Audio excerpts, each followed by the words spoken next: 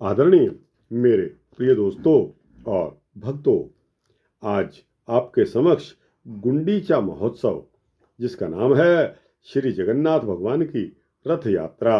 दोस्तों, यह रथ यात्रा आषाढ़ शुक्ल द्वितीया का इसका मनाए जाने का यह समय है। दोस्तों, गुंडीचा महोत्सव के बारे में यह सूक्ष्म वृत्तांत आपके समक्ष रख रहा हूँ। लगभग 10 मिनट का होने वाला यह वृत्तांत है और दोस्तों बहुत ही सुंदर वृत्तांत होने वाला है। भगवान जगन्नाथ की रथ यात्रा कौन नहीं सुनना चाहेगा। दोस्तों, आइए इस वृत्तांत को शुरू करने की इजाज़त दीजिए। दोस्तों, भगवान श्री जगन्नाथ जी की द्वादश यात्राओं में गुंडीचा यात्रा मुख्य है। इसे गुंडीचा मंदिर में श्री विश्वकर्मा ने भगवान जगन्नाथ जी, बलभद्र जी तथा सुभद्रा जी की दारू प्रतिमाएं बनाई थी। महाराज इंद्रद्युम्न ने इन्हीं मूर्तियों को प्रतिष्ठित किया था। अतः गुंडीचा मंदिर को ब्रह्मलोक या जनकपुर भी कहा जाता है। गुंडीचा मंदिर में यात्रा के समय श्री जगन्नाथ जी स्वयं विराजमान होते हैं। उस समय यहाँ जो महोत्सव होता है वह गुंडीचा महोत्सव कहलाता है। दोस्तों, स्कंद पुराण में भी इसका वर्णन आया है कि ज्येष्ठ मास के शुक्ल पक्ष में जो पूर्णिमा आती है उसमें ज्येष्ठा नक्षत्र के एक ही अंश में चंद्रमा और बृहस्पति ही दिन हो और शुभ योग भी हो, जो वह महाज्येष्ठी पूर्णिमा कहलाती है, जो सब पापों का नाश करने वाली महापुण्यमयी तथा भगवान की प्रीति को बढ़ाने वाली है। उसमें करुणा सिंधु देवेश्वर जगन्नाथ जी के स्नानाभिषेक और पूजन का दर्शन करके मनुष्य पाप राशि से मुक्त हो जाता है। वैशाख के शुक्ल पक्ष में जो पाप नाशिनी तीज आती है उसमें रोहिणी नक्षत्र का योग होने पर पवित्र भाव से संकल्प पूर्वक एक आचार्य का वर्ण करें।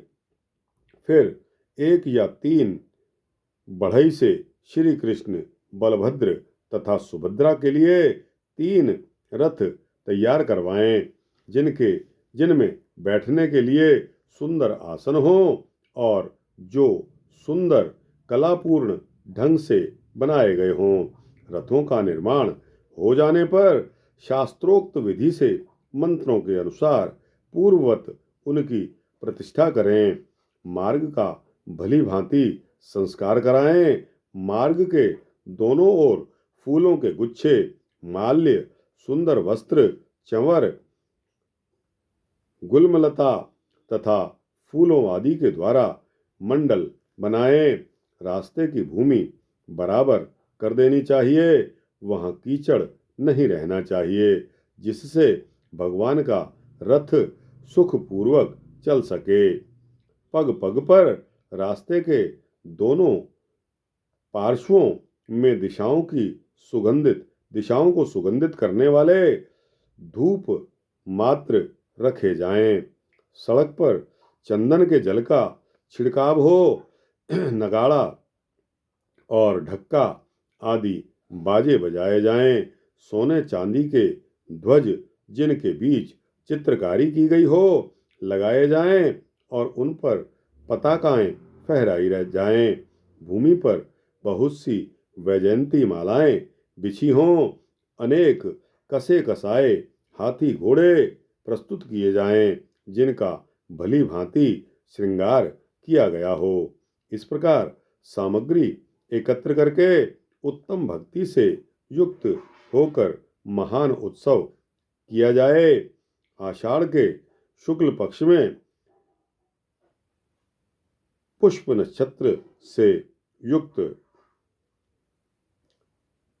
पुष्य नक्षत्र से युक्त द्वितीया तिथि आने पर उसमें अरुणोदय के समय भगवान की पूजा करें। ब्राह्मणों, वैष्णवों, तपस्वियों और यतियों के साथ स्वयं भी हाथ जोड़कर देवाधिदेव भगवान के यात्रा के लिए निवेदन करें। प्रभो, आपने पूर्व काल में राजा इंद्रद्युम्न को जैसी आज्ञा दी है, उसके अनुसार रथ से गुंडीचा मंडप के प्रति विजय यात्रा कीजिए। आपकी कृपा कटाक्षपूर्ण दृष्टि से दसों दिशाएं पवित्र हों तथा स्थावर जंगम समस्त प्राणी कल्याण को प्राप्त हों। आपने यह अवतार लोगों के ऊपर दया की इच्छा से ग्रहण किया है, इसलिए हे भगवान, आप प्रसन्नता पूर्वक पृथ्वी पर चरण रखकर पधारिए। इसके पश्चात लोग मंगल गीत गाएं, जय जयकार के नारे गूंजते रहें और जितम ते पुंडरीकाक्ष, जितम ते पुंडरीकाक्ष इत्यादि मंत्र का उच्च स्वर से जप करें। जितम ते पुंडरीकाक्ष, जितम ते पुंडरीकाक्ष। सूत, मागध आदि हर्ष में भरकर भगवान के पवित्र यश का गान करें। भगवान के दोनों पार्श्व में सुवर्णमय दंड से सुशोभित व्यंजनों की पंक्ति धीरे धीरे डुलती रहे। कृष्णा कृष्णा गुरु की धूप से संपूर्ण दिशाएं और वहां का आकाश सुवासित रहे। झांझ, करताल, वेणु, वीणा, माधुरी का आदि वाद्य गोविंद की इस विषय यात्रा के समय मधुर स्वर से बजते रहें। इस प्रकार उत्सव आरंभ होने पर श्री कृष्ण, बलभद्र और सुभद्रा जी को ब्राह्मण, क्षत्रिय और वैश्य लोग धीरे धीरे ले जाएं। बीच बीच में रोईदार बिछौनों पर उन्हें विश्राम कराएं और इस प्रकार उन सभी को रथ पर ले जाएं। फिर उस उत्तम रथ को घुमाकर श्री कृष्ण, बलभद्र तथा सुभद्रा जी को सुंदर चंदोआयुक्त मंडप से सुशोभित रथ में विराजमान करें। उन सभी को रोईदार गद्दों पर बिठाकर भक्ति पूर्वक भांति भांति के वस्त्र आभूषण और मालाओं से विभूषित करें। नाना प्रकार के उपचारों से उनकी पूजा भी करें। उस समय रथ पर विराजमान होकर यात्रा करते हुए श्री जगन्नाथ जी, जो लोग भक्ति पूर्वक जगन्नाथ जी का दर्शन करते हैं, उनका भगवान के धाम में निवास होता है। जिनके नाम का संकीर्तन करने मात्र से 100 जन्मों के पाप नष्ट हो जाते हैं। रथ में स्थित होकर महादेवी की ओर जाते हुए उन पुरुषोत्तम श्री कृष्ण, बलभद्र और सुभद्रा जी का दर्शन करके मनुष्य अपने करोड़ों जन्मों के पापों का नाश कर लेते हैं। मेघों के द्वारा जल की वर्षा के संयोग से रथ का मार्ग जब कीचड़ युक्त हो जाता है, उस समय भी वह श्री कृष्ण की दिव्य दृष्टि पड़ने से स्वयं समस्त पापों का नाश करने वाला होता है। उस पंकिल रथ मार्ग में जो उत्तम वैष्णव भगवान को साष्टांग प्रणाम करते हैं, वे अनादिकाल से अपने ऊपर चढ़े हुए पाप पंख को त्याग कर मुक्त हो जाते हैं। जो भगवान वसुदेव के आगे जय शब्द का उच्चारण करते हुए स्तुति करते हैं, वे भांति भांति के पापों से निस्संदेह विजय पा जाते हैं। जो श्रेष्ठ पुरुष वहां नृत्य करते हैं, गाते हैं, वे उत्तम वैष्णवों के संसर्ग में मोक्ष प्राप्त कर लेते हैं। जो भगवान के नामों का संकीर्तन करते हुए उस यात्रा में साथ साथ जाते हैं तथा गुंडीचा नगर को जाते हुए श्री कृष्ण की ओर देखकर भक्ति पूर्वक जय कृष्ण जय कृष्ण जय कृष्ण का उच्चारण करते हैं, वह माता के गर्भ में निवास करने का दुख कभी नहीं भोगते। जो मनुष्य रथ के आगे खड़े होकर चवर व्यजन फूलों के गुच्छे अथवा वस्त्रों से भगवान पुरुषोत्तम को हवा करते हैं, वह ब्रह्मलोक में जाकर मोक्ष पाते हैं। जो पवित्र सहस्त्र नाम का पाठ करते हुए रथ की प्रदक्षिणा करते हैं, वे भगवान विष्णु के समान होकर वैकुंठ धाम में निवास करते हैं।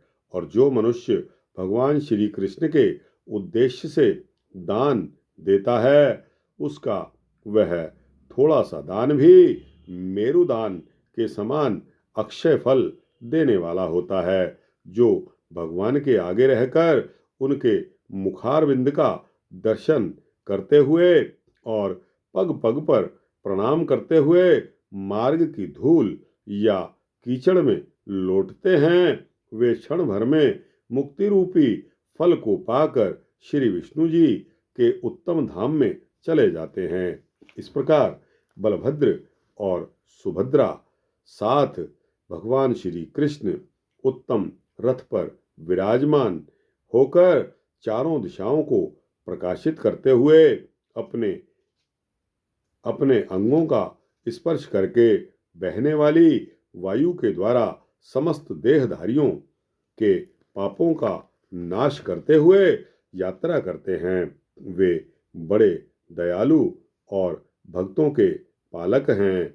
जो अज्ञानी और अविश्वासी, उनके मन में भी विश्वास उत्पन्न करने के लिए भगवान विष्णु प्रतिवर्ष यात्रा आरंभ करते हैं। इस प्रकार गुंडीचा नगर में जाकर भगवान विंदु तीर्थ के तट पर सारा दिन निवास करते हैं, क्योंकि प्राचीन काल में उन्होंने राजा इंद्रधुम्न को यह वर दिया था कि मैं तुम्हारे तीर्थ के किनारे प्रतिवर्ष निवास करूंगा। मेरे यहाँ स्थित रहने पर सभी तीर्थ उसमें निवास करेंगे। उस तीर्थ में विधि पूर्वक स्नान करके जो लोग 7 दिनों तक गुंडीचा मंडप में विराजमान मेरा बलराम का और सुभद्रा का दर्शन करेंगे, वे मेरा सायुज्य प्राप्त कर लेंगे। 7 दिनों तक मौन भाव से तीनों काल स्नान करें। 7 दिनों तक मौन भाव से तीनों काल स्नान करें और तीनों संध्याओं में कलश पर भक्ति पूर्वक भगवान की पूजा करें। गाय के घी अथवा तिल के तेल से दीपक जलाएं और उसे भगवान के आगे रखकर रात दिन उसकी रक्षा करें। दिन में मौन रहें और रात में जागरण करके भगवत संबंधी मंत्र का जाप करें। इस प्रकार 7 दिन बिताकर 8वें दिन प्रातःकाल उठकर प्रतिष्ठा कराएं। इस व्रत राज का पूरी तरह पालन करके मनुष्य धर्म, अर्थ, काम और मोक्ष चारों पुरुषार्थों को अपनी रुचि के अनुसार प्राप्त करता है।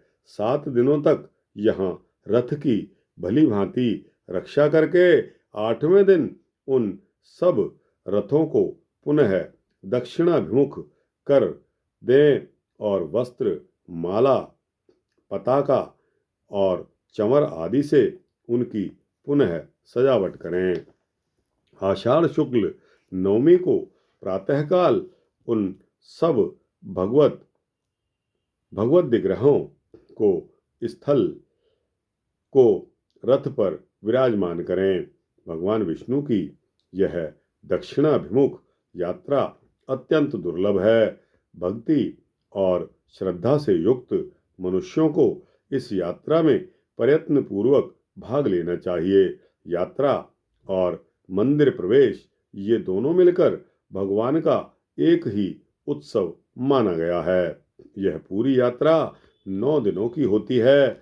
जिन लोगों ने 3 अंगों वाली इस यात्रा की पूर्णतः उपासना की है, उन्हीं के लिए यह महादेवी महावेदी महोत्सव संपूर्ण फल देने वाला होता है। गुंडीचा मंडप से रथ पर बैठकर दक्षिण दिशा की ओर आते हुए श्री कृष्ण, बलभद्र और सुभद्रा जी का दर्शन करते हैं। वे मोक्ष के भागी होते हैं, अर्थात भगवान के बैकुंठ धाम में जाते हैं।